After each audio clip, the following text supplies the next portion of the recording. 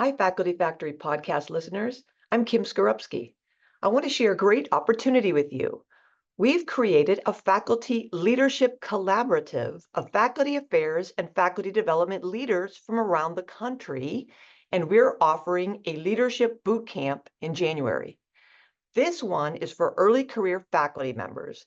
That is, faculty members at the instructor or assistant professor rank for about less than 5 years. The boot camp will be 3 hours a day for 3 consecutive days. So specifically, it'll be January 14th to 16th. That's a Tuesday, Wednesday, Thursday, from 2 to 5 p.m. Central Standard Time via Zoom. And the registration fee is only $299. The boot camp provides overviews of key leadership competency areas developed and delivered by faculty members in academic health for early career faculty members in academic health. So with 9 contact hours, you'll learn about leadership principles that apply to yourself, in relation with others, and in complex organizations like ours.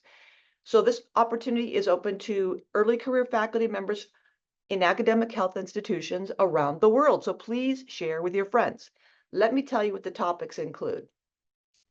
Overview of leadership competencies, self-knowledge and finding your voice, communicating for influence, difficult conversations and conflict management, organizational savvy, negotiating resources for yourself, promotion and career development, developing healthy academic habits, mentorship. This is on being a good mentee as well as being an effective mentor, resilience and work-life integration. And we also have a panel presentation that closes off the 3-day session of 3 recently promoted associate professors in different pathways in different institutions. So you'll get to hear from them about lessons learned and hints they'd have for you to how to grow your career and get promoted. So again, it's 3 days, January 14 to 16, 2 to 5 Central Standard Time. It's only $299. To register, go to the facultyfactory.org website. It'll be on this podcast description as well as on the website. And I want to also run through the names of who our presenters are this year. Dr. Karma Fouché from the University of Illinois in Chicago, Dr. Rachel Levine, Johns Hopkins School of Medicine, Dr. Hannah Lundberg at Rush University Medical Center, Dr. Susan Matulavicius from the University of Texas Southwestern Medical Center, Dr. Elza Milona from Methodist University Cape Fear Valley Health School of Medicine, Dr. Bob Tillman at Baylor College of Medicine, and Dr. Valerie Williams from the University of Oklahoma. So we have a broad panel of experts. We, my colleagues and I, Dr. Susan Chubinskaya and Nutan Vaidya, are so happy to bring this faculty leadership collaborative. We're all going to be working together around the country to provide more boot camps, small, condensed, efficient Zoom platform to do some high-level overviews. We'll be doing a mid-career in April. So we hope you sign up and share this opportunity with your friends. Happy holidays, Faculty Factory listeners, and we wish you all well. On this week's Best of the Faculty Factory podcast, we're featuring clips and snippets from some of the best conversations we've had over the lifespan of this podcast with regards to leadership. Today, we'll hear from Drs. Troy Buer, Wendy Ward, and Cindy Rand. If you want to hear the full episode of these clips, go ahead and check the description of today's podcast. Now, first up, let's hear from Dr. Troy Buer. You know, one of the programs that we've recently started that speaks to this is we get our department chairs, all of them together quarterly for a leadership series. And one thing that's happened that I think has been so interesting is it almost has become a safe space for the department chairs where they're together. You know, the department administrators aren't in the room. It's just the chairs, where they can sort of let their guard down and talk about issues they're struggling with and wrestling with peers, you know, who are in similar position, just in a different department. And I didn't expect that, actually. I thought it'd be a great opportunity to get the chairs together and we can explore some leadership topics. But this dynamic of sharing, I'm really wrestling with this particular issue. How are you all handling that? Has been a really nice, unexpected outcome. I totally agree with you, Troy. That's one we come back to over and over and over again, as I'm sure you do, when we ask for evaluations. The number one or very prominent feature that our participants always note is the networking, the socializing, the developing friendships and collaborations, and minimally just saying, hey, there's somebody else like me.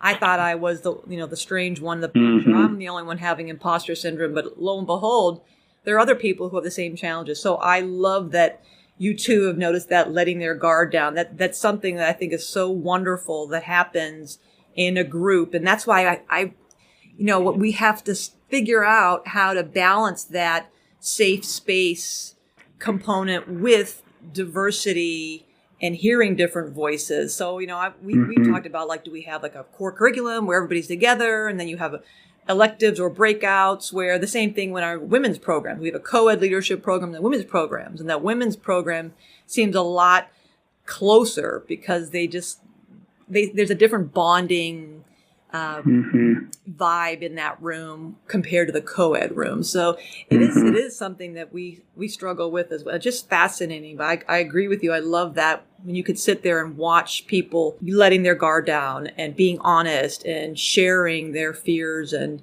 that transparency is just really a unique situation, opportunity in our daily lives.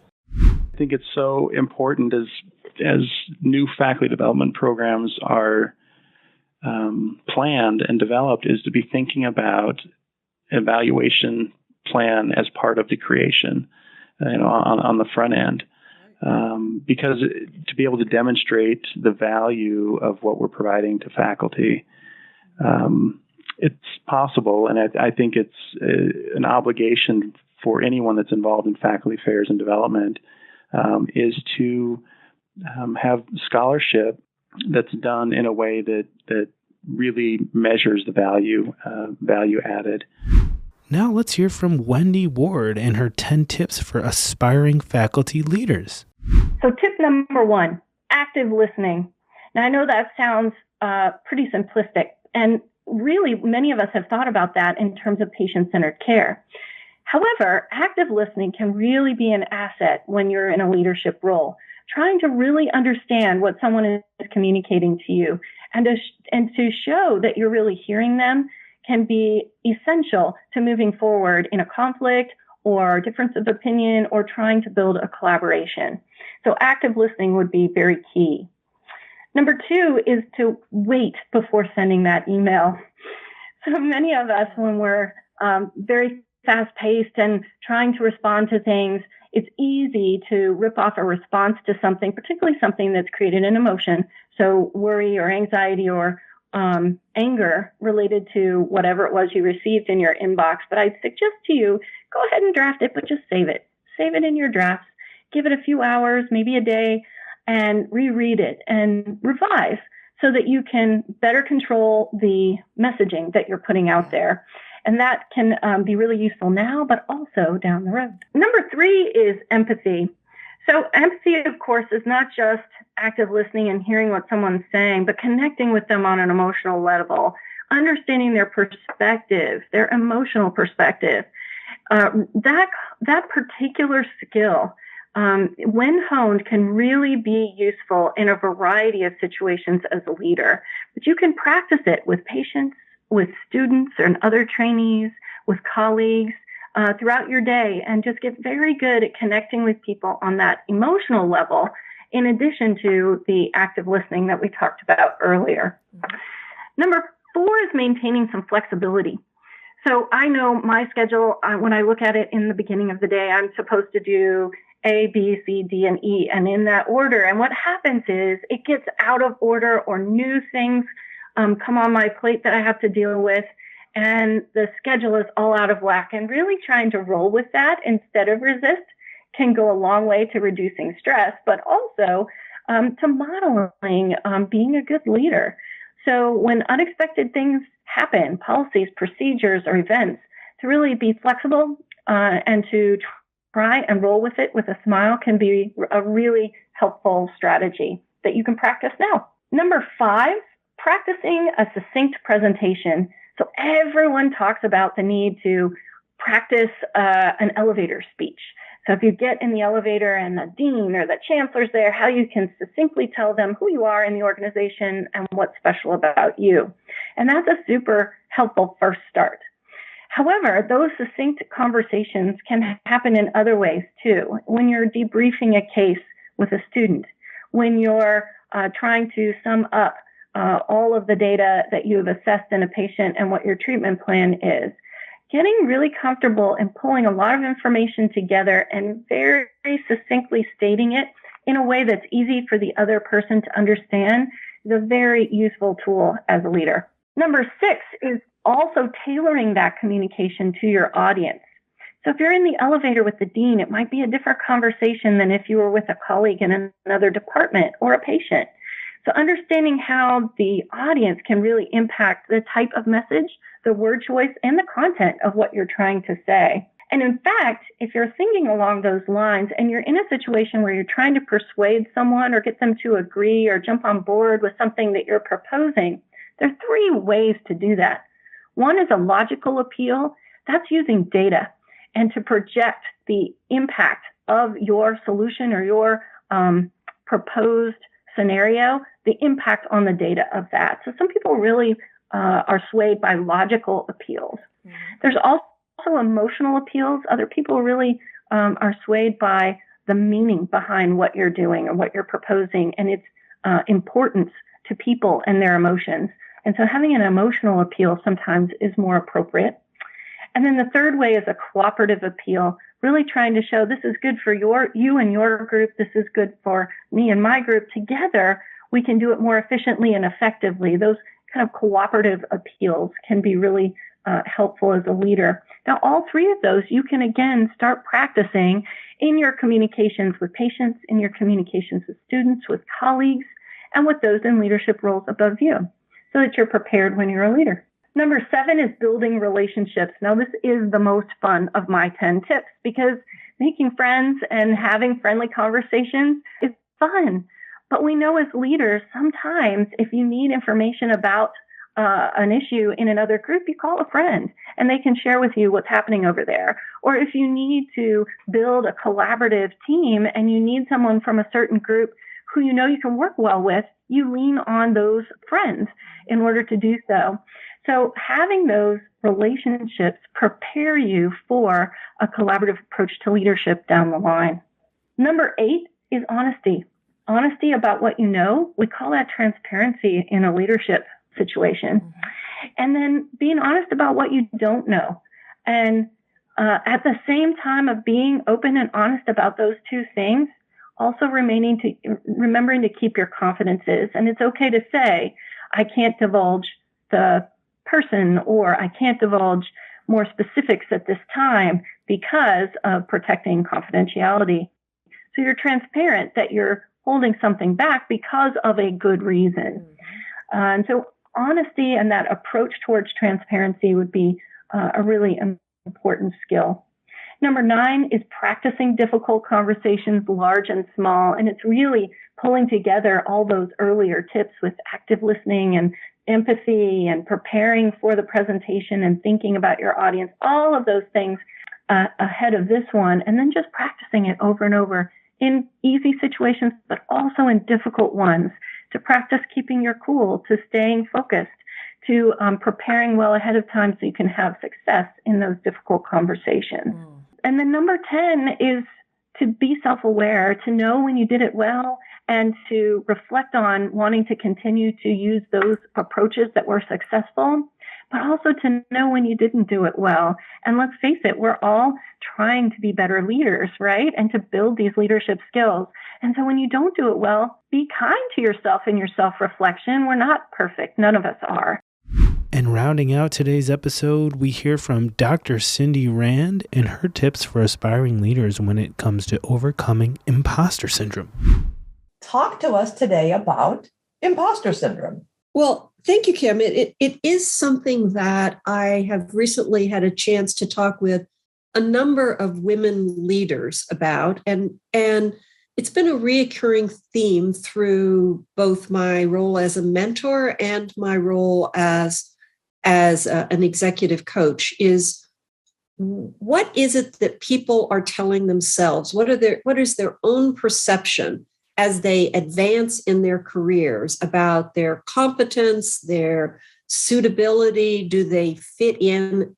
The term most commonly used is imposter syndrome, but I'm going to talk about that phrase in a moment. And it typically is defined as an individual who believes that somehow or another they have achieved what they've achieved by hoodwinking people, by some means, either by they fooled people, or they were given special preference, or they by some means achieved what they achieved, their position in academic medicine, their leadership role, their title, their receipt of awards. They received it under, really, if people knew them, they would know they were not deserving of it. And this construct of somehow being really not as good as the people around you has a corrosive effect on confidence. It can limit people's ability to seek new positions. It can limit their confidence in the positions that they are in. And it's a stressor. It's an overall stressor to feel that somehow where you're at, you don't deserve to be there. Been striking to me, and this is, one can just look at the academic literature to see this, is how pervasive it is in academics. Academics, which is and this is not just in medicine, it's across the board, which is so much built around the idea of scholarship and knowledge and having some deep competency in an area, can lead people to look around their landscape at their colleagues who seem so unbelievably smart, so competent. And by making a comparison of themselves with this colleague or this leader, they self-judge that I'm not nearly that smart. I'm not nearly that talented. I'm not nearly that knowledgeable about this topic. And it is perhaps even exacerbated by the fact that when you're in an environment with so many outstanding colleagues, you make these comparisons, and we are a comparison culture, right? We do measure ourselves against the person sitting next to us or the person that we're listening to speaking. And when you're in the position I'm in, when you get to talk to so many people, again, as a mentor and as an executive coach, what you realize is that there's really no point at which that goes away. There's no point. The highest level, at the very highest level, people self-question. They wonder whether or not, if they really knew how many things I don't know, would they really let me be here? I can't believe I actually have this title. I mean, can you believe it, Kim? I'm Senior Associate Dean for Faculty. How the hell did that ever happen? I mean, if people really knew, they would never, ever have appointed me there. I mean, and if they knew how many people were better mentors than me, other people should have gotten those awards. I shouldn't have gotten those awards, right? I mean, it's maddening when I see this. And I want to say a few things as I've thought about this, and I've thought about both the ubiquity of this. I mentioned before that I wanted to take a little bit of issue with the term imposter syndrome. So that's an old term. It's been around for a very long time, and it comes out of sort of the personality and the clinical psych world, where imposter syndrome somehow implies some deficit, some clinical or neurotic problem, or something that needs to be specifically treated because it's an abnormality. Syndrome implies illness. It implies something. I think it's more perhaps accurate to say imposter phenomenon. Others have suggested that's a more accurate term. And there are a couple of factors that are key in understanding it. One is that our culture and our social norms are powerful in creating the expectations of who should be a leader, who should be in academics. We look at people's gender, we look at their race, we look at them physically, we make decisions about, well, who should be. What do typical leaders look like? Let's take a division chief or a department chair. Well, if I look around in my own environment, certainly until recently, they were all white males. And if I, as a woman, were going to step into that, there weren't a lot of role models. There weren't a lot of examples. I would have been aberrant. So part of what we do is look for, is this expected? If I'm here and I look so different, and I'm not like those people who are supposedly the experts and supposedly the ones who should be here, does that mean that I'm here by some Yeah. Was I here? And it could be personal doubt. It could be maybe I was advanced because they wanted a woman. Maybe I was put here for other reasons. So that again adds to the corrosive doubt. But that is a cultural factor around what we see and how we communicate, right? We look at what's around us, and very little of our communication calls out the fact that those are historical norms. Those are things that were shaped by racism and sexism and a whole range of other things. And that's just a tip of the iceberg, the ways in which culture shape us. So when we talk about feeling out of place, feeling like we're an imposter in the setting, pause and look around and think about, how many role models have you personally had? And what conversations have you had with those role models about their own experiences?